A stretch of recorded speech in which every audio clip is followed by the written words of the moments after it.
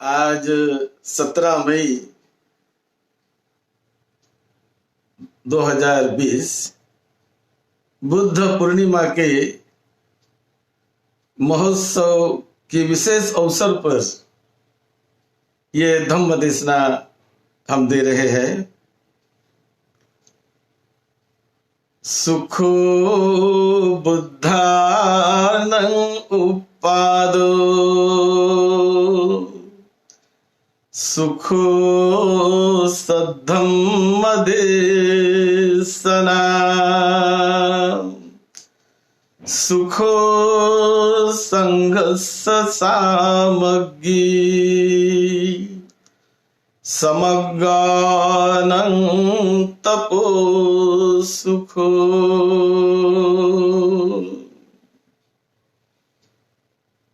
बुद्ध का निर्माण होना इस धरती पर बड़ा कल्याणकारक, बड़ा सुखदायी होता है। सद्धम्म सुनने के लिए मिलना अपने जीवन यात्रा में बड़ा सुखदायी होता है। हम कल चर्चा कर रहे थे 10 पारमिता पर कि ये 10 पारमिताएं कैसे हमारे संकटों में, परेशानियों में ये कैसे काम आती है, बीमारी में कैसे काम आती है, हर दिक्कतों में कैसे वो हमारा आधार बनती है और कैसी महान है ये 10 पारमिताएं। उस पर हम चर्चा कर रहे थे। कल हमने दान पारमिता पर विशेष व्याख्या की।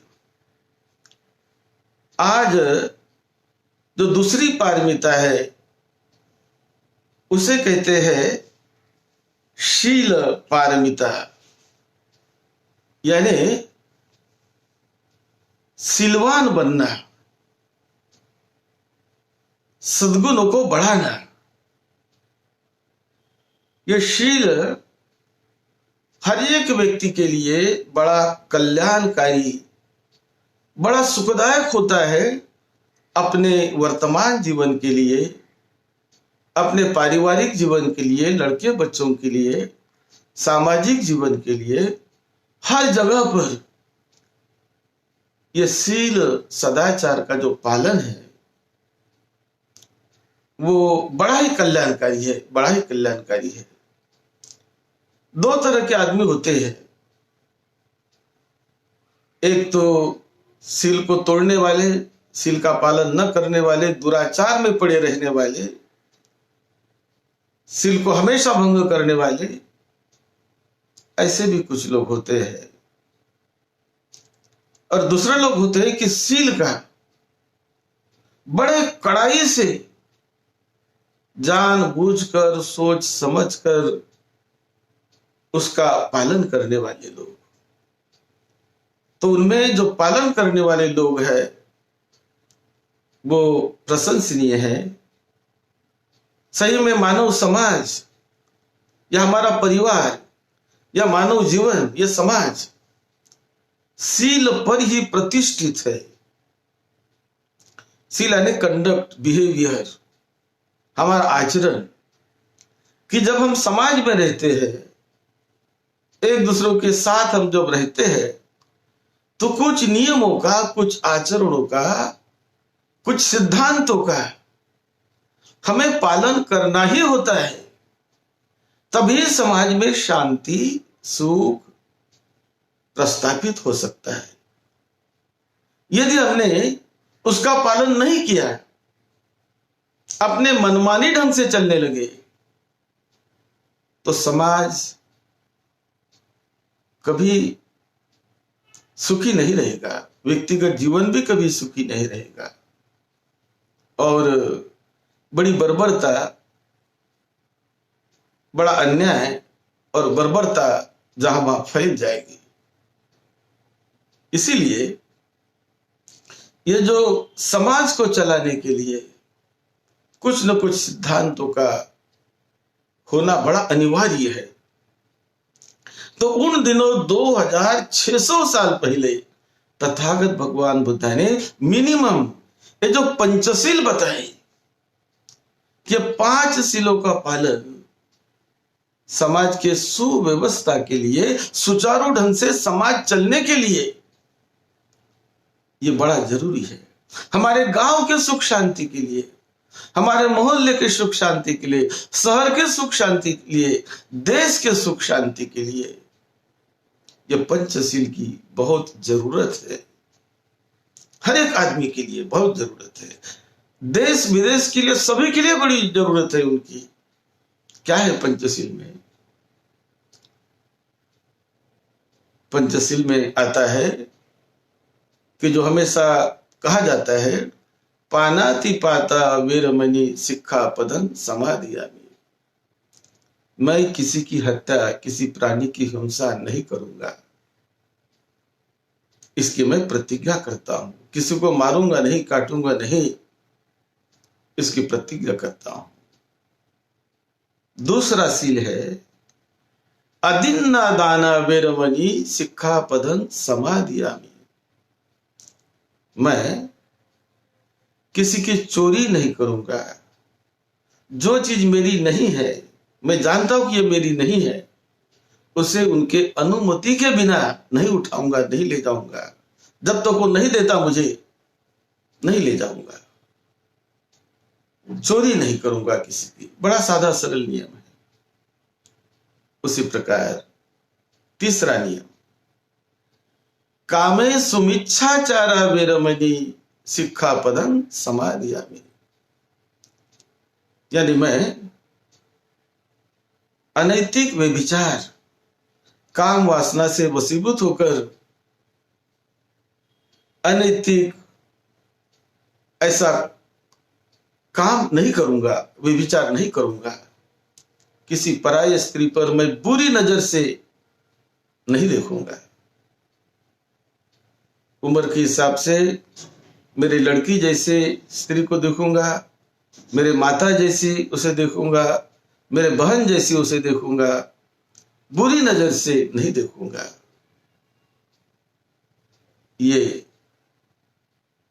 ये शील है। उसी प्रकार पुरुषों के लिए, स्त्रियों के लिए, कि जो स्त्री, महिला, वो भी पराये पुरुष को वो अपने लड़के के समान समझे, अपने भाई के समान समझे, अपने पिता के समान समझे, और इस प्रकार का वो आचरण बनाए रखे। तो ये तीसरा शील आता है। फिर चौथा शील, मुसावादा वीरमणि सिक्खापदं समादियामि। यानी मेरे वाणी से मैं झूठ नहीं बोलूंगा, असत्य नहीं बोलूंगा, जो सच है वही मैं बोलूंगा। मेरे वाणी से किसी की झूठी चुगली नहीं करूंगा। मैं ये चुगली करना, ये वाणी का दुराचार होता है। मैं मेरे वाणी से कभी किसी को गाली गलौज नहीं करूंगा, झगड़ा फिसाद नहीं करूंगा, वाणी से कटु वचन नहीं बोलूंगा, और मेरे वाणी से मैं निरर्थक बातें नहीं करूंगा कि जिसमें कोई अर्थ नहीं है। मेरा भी समय बर्बाद, दूसरों का भी समय बर्बाद, ऐसा मैं वाणी से नहीं बोलूंगा। वाणी का सदुपयोग करूंगा। यह है चौथा शील। और पांचवा है सुरा मेरय मज्ज पमाद ठाना वीरमणि सिक्खापदं समादियामि। मैं कोई नशापात नहीं करूंगा कि जो मेरे मन को भ्रमिष्ट करे। ऐसी नशा, दारू, शराब या गुटखा, ड्रग्स, तंबाकू आदि कि जो मेरे शरीर के लिए हानिकारक है, मुझे भ्रमिष्ट बनाते हैं, तो ऐसे इन व्यसनों से मैं दूर रहूंगा। तो ये बड़े सिंपल लगते हैं, लेकिन इसका पालन करना होता है अपने जीवन में। यदि नहीं मैंने पालन किया सीलों का तो क्या होगा? यदि मैं किसी की हत्या करता हूं, किसी को मारता हूं, तो बुरा काम हो गया ना मेरे हाथों से। मैं कभी किसी की चोरी करता हूं तो चोरी करना बुरा हो गया। मान लो बड़ी मेहनत से हमने कुछ पैसा जमा के रखा है, बड़े मेहनत से हमने खेती की है, अनाज पकाया है, और 2-4 महीने 6 महीने मेहनत करके जो अनाज मैंने इकट्ठा किया, पकाया, और कोई आकर उसे चुरा कर ले जाता है, तो क्या मुझे अच्छा लगेगा? कितना मुझे दुख होगा। बड़े अच्छे ढंग से मैं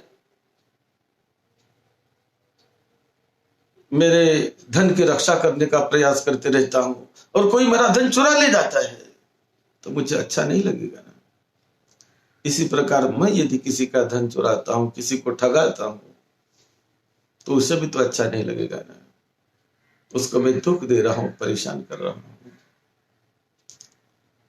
उसी प्रकार झूठ बोलना, यदि हम झूठ बोलते जा रहे हैं, झूठी गवाह दे रहे हैं, कोई आदमी मेरे गवाह के कारण फंस रहा है, उसका नुकसान हो रहा है, और मैं किसी लोभ के वशीभूत झूठी गवाही देता हूं, जानबूझकर झूठ बोलता हूं, तो किसी को मैंने परेशान किया, किसी को मैंने दुखी किया, कष्टी किया।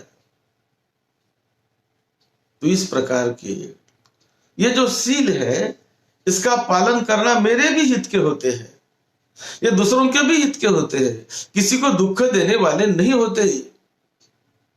इसीलिए उसका पालन बड़ा अनिवार्य होता है। देश चलाने के लिए, शहर चलाने के लिए, देश चलाने के लिए और परिवार चलाने के लिए शील का होना, ये मानवता के लक्षण है, ये प्रगति के लक्षण माने जाते हैं, मानवता के लक्षण है। तो शील ही समाज में सुख शांति प्रस्थापित करता है। इसीलिए आज देखो पंचशील को, कि जो पंचशील तथागत भगवान बुद्ध ने 2600 साल पहले एक सील के रूप में बताए, आज उसे सभी देशों के कॉन्स्टिट्यूशन में, उनके संविधान में उन्हें कानून करके उसको माना गया है, कड़ाई से उसका पालन किया जाता है। कोई भी देश की संविधान ये नहीं कहेगा कि तुम चोरी करो। चोरी करने वालों को किसी भी देश का संविधान, उसकी राज्य घटना उसे दंडित करती है। किसी का खून खराबा करने वाले को किसी भी देश की राज्य घटना उसे दंडित करती है। इसी प्रकार पराय स्त्री पर बुरी नजर डालने वाले को, कोई व्यक्ति हमारी मां बेटी पर बुरी नजर डालता है, तो कोई भी देश का संविधान उसे सही नहीं कहेगा, उसे दंडित करेगा, उसे जेल में डालेगा कि तुमने ऐसा बलात्कार किया, तुमने मेरे बेटी पर बुरी नजर डाली, बलात्कार किया। तो कोई भी देश का संविधान उसे माफ नहीं करेगा। उसी प्रकार झूठी गवाही देने वाले ने यदि झूठी गवाही दी और बहुत बड़ा करोड़ों का नुकसान हो गया, बहुत बड़ा नुकसान हो गया, और साबित हो गया किसने झूठी गवाही दी, तो कोई देश का संविधान उसे माफ नहीं करेगा। इसी प्रकार नशापानी करना, ये नशापानी करना भी, जब दफ्तर में जाते हैं, ठीक है, घर में कुछ लोग करते होंगे नशा पानी अपना खाली समय में, लेकिन जब कोई दफ्तर में जाता है, ऑफिस में जाता है, तो ऑफिस में 10 बजे से 5-6 बजे तक का जो ऑफिस का समय होता है, उस समय में कोई भी नशा पानी किसी भी देश में यह अलाउड नहीं है कि उस समय कोई नशा पानी करे। तो नशा पानी से वंचित रहना चाहिए वो हमारे भी हित के लिए है, दूसरों के हित के लिए है, समाज के हित के लिए है, तो ये शील ये बहुत बहुत कल्याण करने वाला होता है। एक बार एक बड़ा शील का पालन करने वाला व्यक्ति बड़ा भूखा प्यासा था, तबीयत भी उसकी ठीक नहीं थी, प्रवासी था। एक जगह पर एक आम के पेड़ के नीचे सो गया और कुछ समय तो सोया। एक ऊपर से आम गिरता है, तो आम गिरा, उसने देखा कि अरे ये तो आम गिरा है, तो क्या मैं उठा लूं, क्या मैं इसको खा लूं क्या? ऐसा उसका एक मन करने लगा, कहने लगा कि उठाओ खा लो। लेकिन दूसरा मन कहने लगा, शील का पालन करने वाला, कि नहीं, किसी का होगा, यदि मैंने उठाया तो चोरी जैसा हो जाएगा, किसी ने मुझे दिया नहीं, तो जब तक कोई मुझे देता नहीं मैं नहीं उठाऊंगा। ऐसा उसका दूसरा मन कहने लगा और उसने नहीं उठाया, ऐसा ही वो सो कर रहा। उसके बाद कोई आदमी आता है वहां पर और देखता है, पूछता है कि कौन हो, कहां से आए हो? तो उसने कहा कि मैं फला फला गांव से आया हूं, तबीयत ठीक भी नहीं है। तो पूछने लगा, बातें होने लगी और थोड़ी पहचान हो गई। और कहता है कि भाई तुम तो जो भूखे हो, तो आम तुम्हारे नजदीक पड़ा है, इसको खाया क्यों नहीं? बोले नहीं, मेरा सिलवान मन कहता है कि मैं नहीं खाऊंगा जब तक कोई मुझे नहीं देता। तो ये उस आम का मालिक ही था, उस जमीन का मालिक था। उनसे मिला, सुनता है कि देखो ये कितना सिलवान आदमी, कहता है कि जब तक कोई देता नहीं मैं नहीं खाऊंगा, नहीं तो मेरे हाथ से चोरी हो जाएगी, नहीं उठाऊंगा इसे। उसने उसको हाथ जोड़ा, आम उसके हाथ में दे दिया कि भाई खाओ, तुम भूखे हो, खाओ इसे। और उसको मदद करके, उसकी तबीयत ठीक नहीं थी, कहते कि अपने पीठ पर उठाकर वो ले गया किसी वैद्य के पास। वो जो मालिक, खेत का मालिक, तो यह सोचने लगा, इसके तो कोई मेरी जान पहचान नहीं है, ये कोई मेरा रिश्तेदार भी नहीं है जिसने मुझे अपने पीठ पर उठाकर मुझे ले जा रहा है वैद्य के पास। मुझे खाने के लिए इसने दिया है, क्यों, किसके कारण, कौन हूं मैं इसका? तो सोचता है कि मैं जो शील का पालन कर रहा हूं ना, ये मेरे शील के पालन करने वाले उस पुण्य बल ने, वही मेरा सहारा बना इस वक्त। यदि मैंने आम को उठाकर खा लिया होता, चोरी की होती, मेरा शील टूट गया होता, तो शायद मुझे सहारा नहीं भी मिलता। लेकिन मैंने उसको नहीं खाया, नहीं उठाया, मैं शील का पालन करते रहा, वो मेरा सहारा बन गया।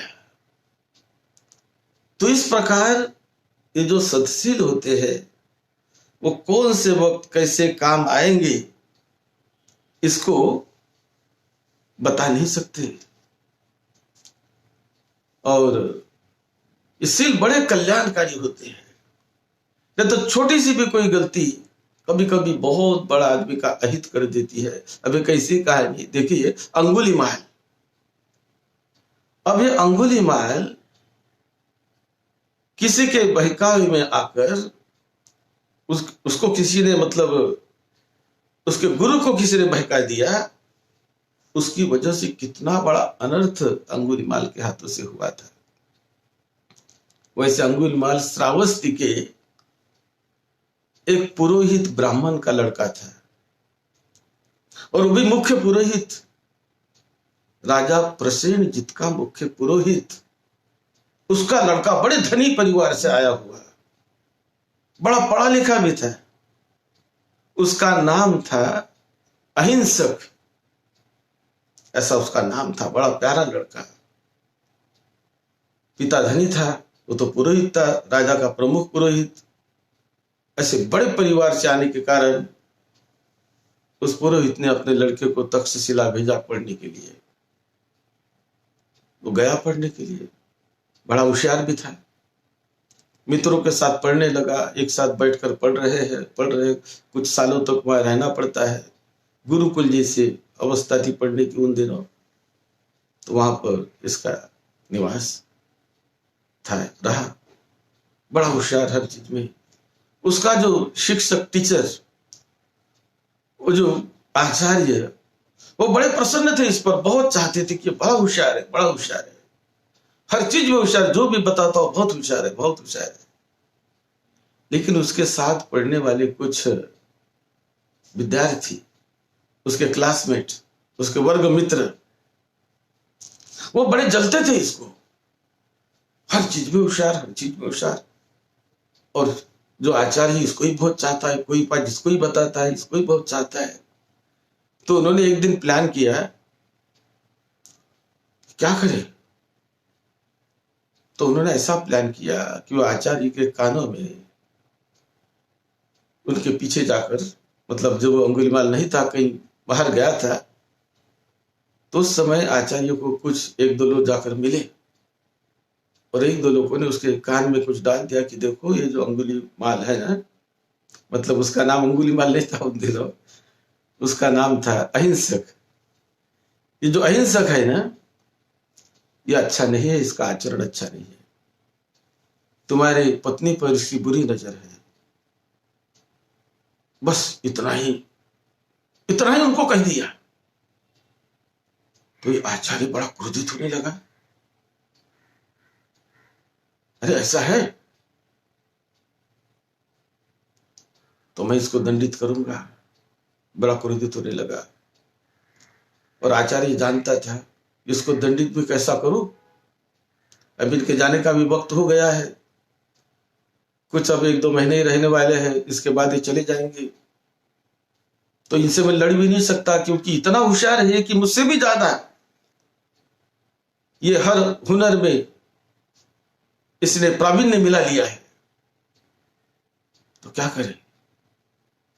तो सोचने लगा, उसके मन में जो क्रोध बैठा हुआ था, किसी ने चुगली खा ली, चुगली कर दी, तो मन में द्वेष बैठा, क्रोध बैठा है।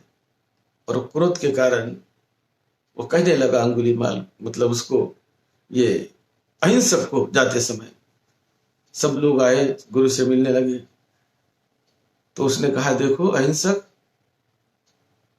तुम मेरा एक काम करो, गुरु दक्षिणा के नाम से, उस समय गुरु दक्षिणा देने की प्रथा थी। तो बोले कौन सी आज्ञा आपकी है। ये तो बड़ा एक वचनी भी था, होशियार भी था। तो उसने कहा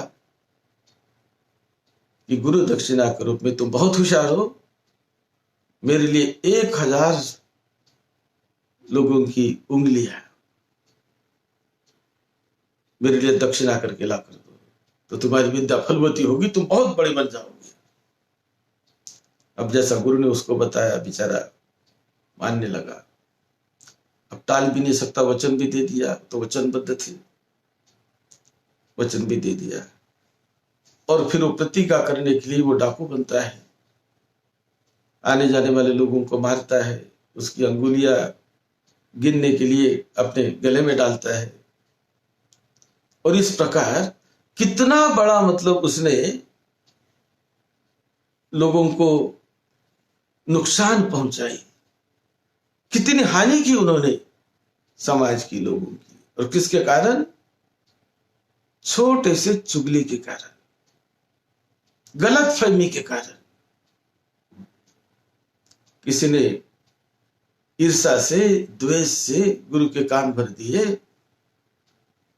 और कितना हानि का वो कारण बना। तो ये दुस्सिल के कारण, यानी किसी ने चुगली कर दी और ये उस रास्ते से चलने लगा। तो कभी कभी छोटी बातें भी बहुत बड़ा जीवन में नुकसान कर लेती है आदमी का।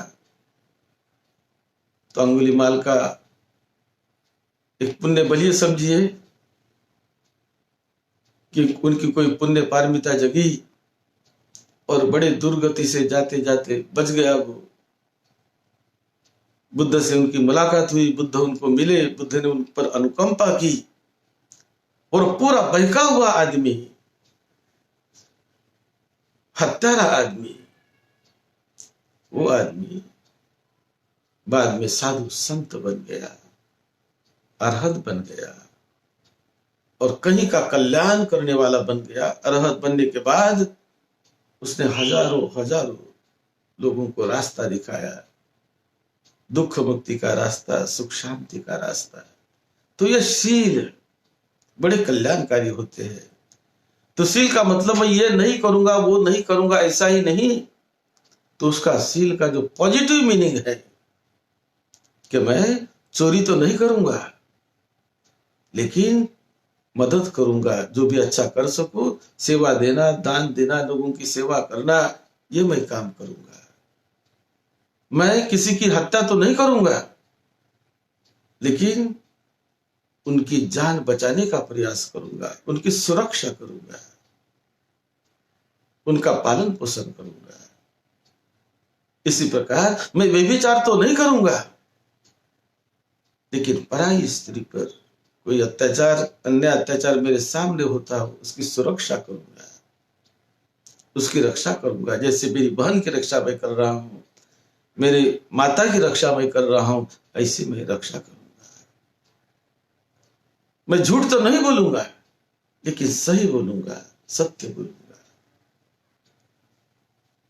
इसी प्रकार मैं नशा पानी तो नहीं करूंगा,